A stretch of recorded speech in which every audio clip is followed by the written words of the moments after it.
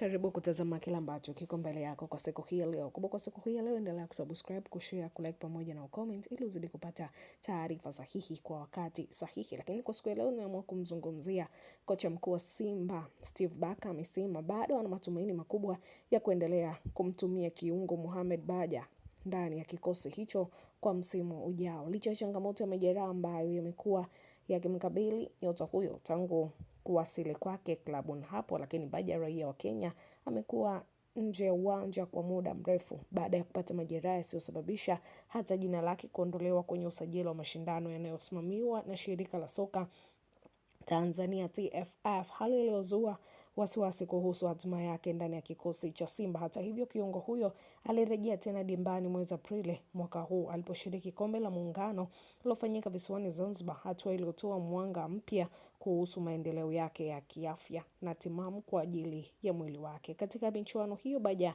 alionyesha kiwango kizuri kilichosaidia Simba kutoa ubingwa, huku akipata nafasi ya kucheza baadhi ya michezo muhimu ikiwemo fainali dhidi ya Yanga, jambo lililorahisisha dalili za kurejea kwenye ubora wake wa kawaida. Barker amesema kurejea kwa mchezaji huyo kumempa matumaini mapya ndani ya benchi la ufundi, ingawa bado anaendelea kumtafutia kwa karibu ili kuhakikisha anakuwa imara kiafya kabla ya kupewa majukumu makubwa zaidi kwa msimu ujao. Akizungumzia hatima ya kiungo huyo, Barker alisema anatamani kumuona Baja akiendelea kutumikia Simba kwa muda mrefu kutokana na ubora, uwezo wake mkubwa wa kiufundi akiwa uwanjani. Baja ni mchezaji mzuri sana.